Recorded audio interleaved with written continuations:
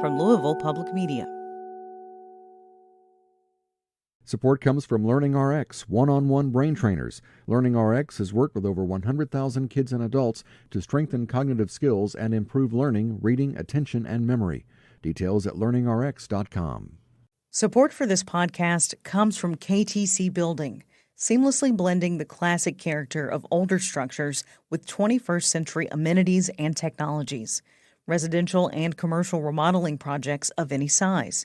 Details at kylethompsoncompany.com. I'm Jonice Franklin. And I'm Amina Ilahi. And this is Here Today, a podcast about Louisville's changing West. Imagine you live in the West End. You rent an apartment, you take the bus to work. You know that what people say about your part of town, your neighborhood, is wrong. People talk about Russell is poor, when Russell is been neglected. I don't see it. All I see is feisty people that love their community and love their families. But now that neighborhood you love, the one that's part of your identity, is changing. New buildings are going up, new businesses are opening. Finally, after decades, things could be looking up. People are saying positive things, but at the same time, they're guarded. It's no secret that this has happened before in the West End. Investors and officials are making promises that things will be better and your community will benefit. And then as long as the money's still flowing, they're there. And then when the money stops flowing, they're gone. And we're left with, broken dreams and disappointment. Whether your neighborhood gentrifies completely or just a little, what you don't know and what you can't know is how that will change your life. Maybe your rent will go up, and maybe you can handle that. But what if you can't?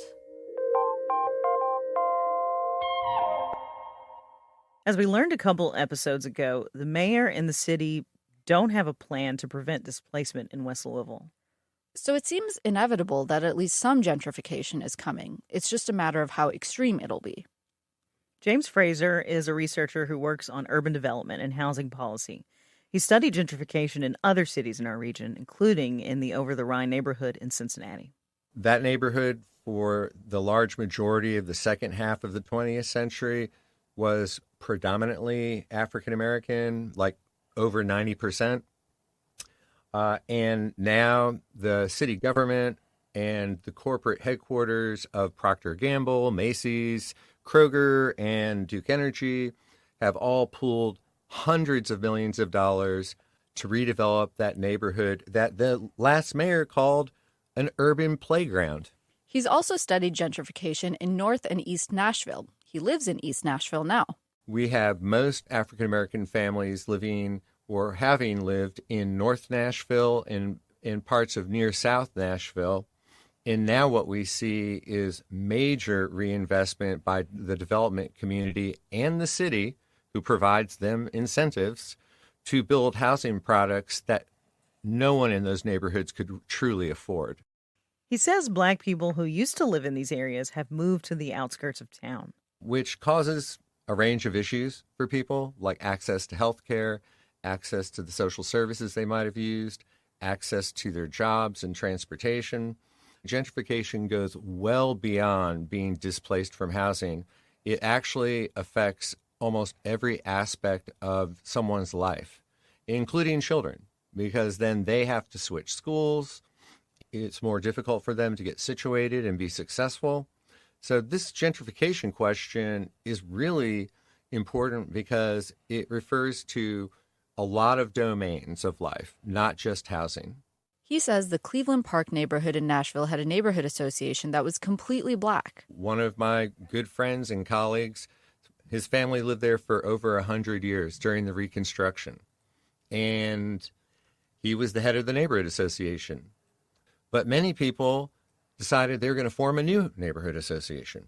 And now the board of that neighborhood association is, if I'm not incorrect, completely white. The problem we have with that is not the color of the skin. The problem is that color of the skin has been made important in our country in ways that are very detrimental to non-white populations. Casey Homes is a housing project in East Nashville. Like Beecher Terrace here in Louisville, it's undergoing a $600 million redevelopment. They're about a year and a half into the process. James Fraser lives nearby. The minute the development community found out that the Metropolitan Development Housing Agency was going to tear down Casey Homes and rebuild it as mixed-income housing, all of a sudden, literally the blocks surrounding that public housing have homes that are upwards of $1 million. A neighborhood grocery store and a Family Dollar closed in the last year. So now, even if low-income people live in that neighborhood, they're going to have to walk about a mile to the nearest grocery store that is affordable. According to a story by Nashville Public Radio, it's actually 2 or 3 miles. Whereas upper-income individuals can go 4 or 5 blocks to a boutique kind of organic grocery store that has price points that are just not going to be affordable for low-income families. We've seen gentrification in Louisville before. Remember Kathy Hinko? Kathy Hinko, Executive Director of Metropolitan Housing Coalition.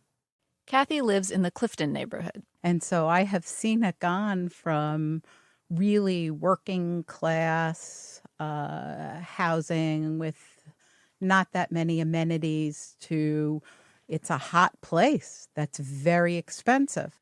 Of course, the big example in recent Louisville history is Germantown and Schnitzelburg. Between 2009 and 2018, property values in Germantown went up by 70%. Schnitzelburg went up 56%. New restaurants popped up all along Goss Avenue. There's a coffee shop now and a plant shop. But Kathy Hinko explained why gentrification in the West End isn't comparable to what happened in Germantown. White choice and opportunity is far more enormous.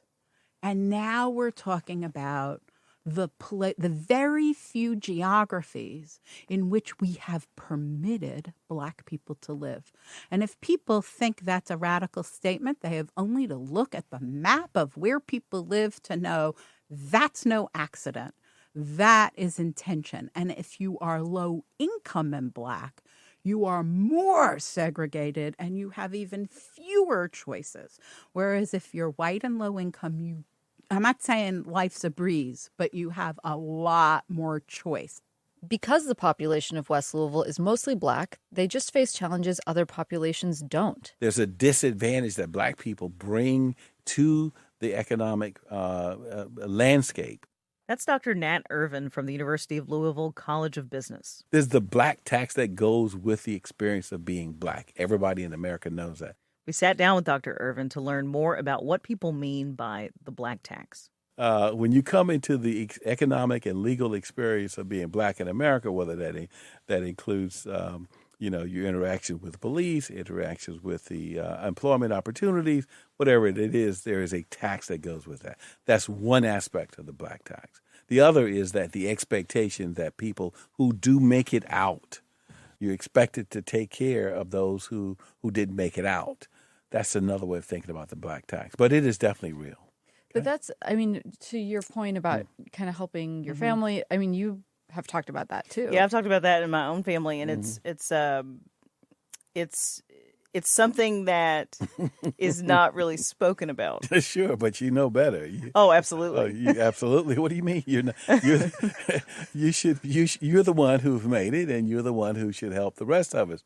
And so it's not, I don't want to say that it is sort of a burden, but it is an expectation. It's absolutely an expectation. It is an expectation. Yeah. And it's a known, it's absolutely known. Yeah. It's just not something that you talk about publicly necessarily. No, it is not. Would your family, in any of these cases, would it ever be said that if you ever make it, you should take care of us? Or I don't think it would have to be said. No, it's not. It's like, don't you know that? Yeah. Don't you say the blessing at dinner? Yeah, exactly. Yeah, it's a given. It's a given. What I think is interesting too, on this project focusing on the West End, which we know is predominantly Black. So Black folks already pay a Black tax in terms of, if you do happen to make it, quote unquote, make it, whatever that means, you are expected, required to lift up your family in some way. Sure. Or aim to. Also, Black folks will pay higher insurance rates, higher mortgage rates. It's a known thing. When you're poor and Black, you also pay a poor tax. So I feel like, especially what we're seeing in the West End, we know that poor people in general might pay more to have a bank account. Sure they do. They're going to have to deposit more of their checks in order to get services from a bank. I'll give you one other example. This is kind of funny. When Black people get ready to sell their homes, even if they live in a white community, they take, everybody understands it, take all the Black pictures out. Okay? Now, white people do that? No. Okay. Well, that's just sort of like an added burden, but it's understood. You don't have anything in there that suggests that Black people live there. Why? Because it's not either it's not going to sell or the price will be discounted. Do white people know that? No, they may not know it, but Black people certainly know it. Another thing we know is that our relationship with the police is just different. We see that when white men are captured alive after mass shootings, while Black men are killed during what should be routine traffic stops. In the West End, the focus on crime often drives the narrative around it, and it's important. It affects families and the community. It's often portrayed as the story, but it's really just part of it. We talked to Louisville Police Chief Steve Conrad, who acknowledged that the relationship between the police and people who live in West Louisville needs work. He said there's a lack of trust in the police. What we hear in some neighborhoods is, didn't see it, can't tell you anything, and, you could have 300 people at the scene of some crime and no one's going to talk to us. He said that silence makes it harder for the police to solve crimes. But if the area gentrifies, there will be higher income people living there. There will be more white people who might have a different perception of the police. And I think the difference is now I'm a homeowner in the neighborhood and I've got a vested interest. I just took out a mortgage to buy this home. I deserve better than that. And here's what I saw and here's what I need done and here's what I'm expecting of you. And I think as that change happens, we want to see a better, safer West Louisville. The distrust between police and Black communities didn't grow overnight. Like so many other things in this story, it has roots deep in our country's history. Here's Kathy Hinko. West Louisville cannot be divorced from our past of racial hatred. So as we look at investing in and bringing prosperity to West Louisville, if we are not including the people, then what we are saying for our city is we are going to throw out as human detritus anyone that is included in our very clear past of racial hatred. So I can see it's certainly a battle for the soul of Louisville. This is a city that's trying to grow. That can either happen with or by certain people, or it can happen despite certain people. And so I think when we're talking about telling the story of West Louisville growing and changing and morphing, how that happens will have a huge and direct impact on how Louisville grows and changes and morphs. So it's really important not only to pay attention to, investments here and there, but how that plays into larger decisions in the city and how people in other neighborhoods react and how everyone buys in or doesn't. Because the future of West Louisville is the future of the city. Everything is interconnected.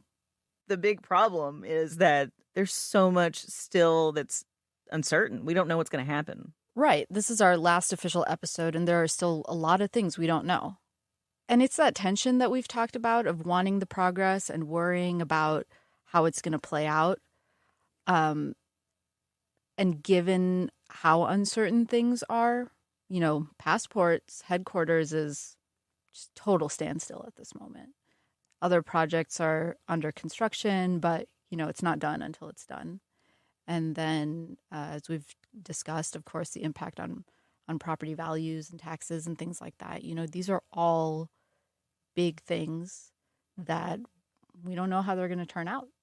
And that means we don't know how they're going to affect the people who live there, the people who are waiting to see if their rent's going to go up so high that they have to leave, or if their property taxes are going to go up so high that they can't afford to keep their homes. We don't know.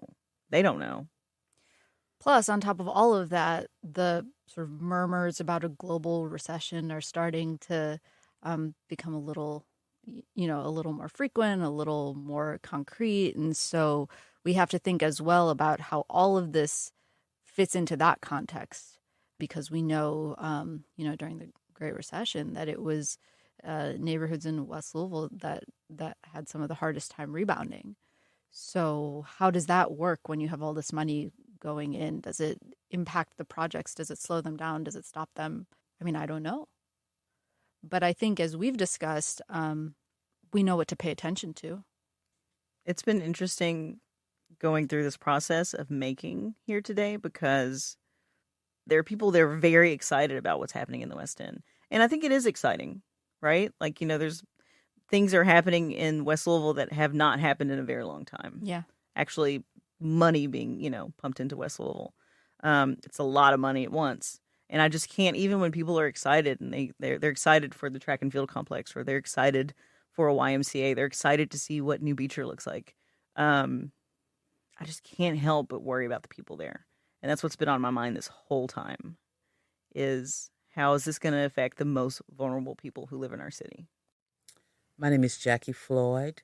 I am a proud Russell resident.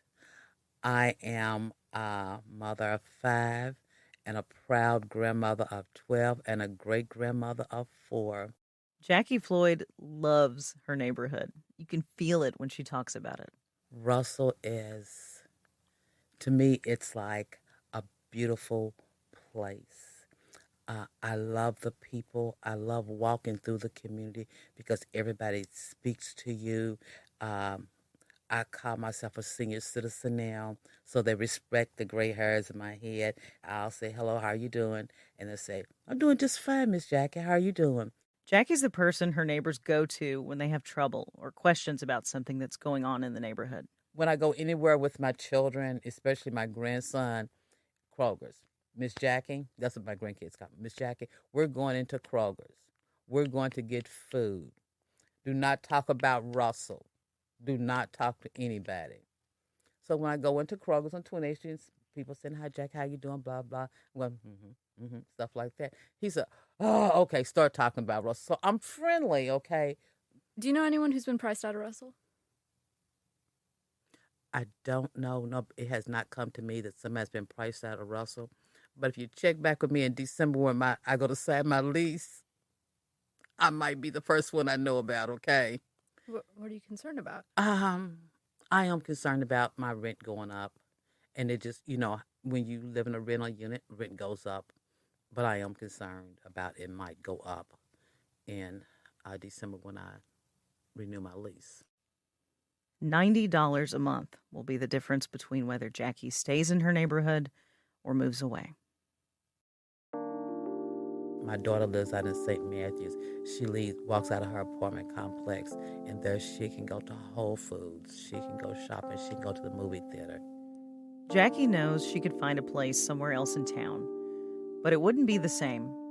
And Russell wouldn't be the same without her. Because when I go across, after a hard day at work, when I come across 9th Street, it's like, oh, God, I'm home. I'm with people that understand me, people that love me. I can take off my mask and just be Jackie.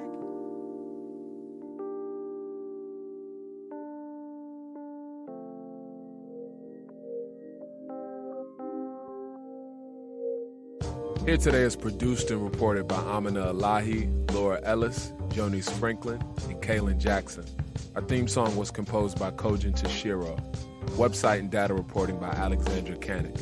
Special thanks to Elizabeth Kerrigan for photos and to Ben and Sarah Carter for workspace.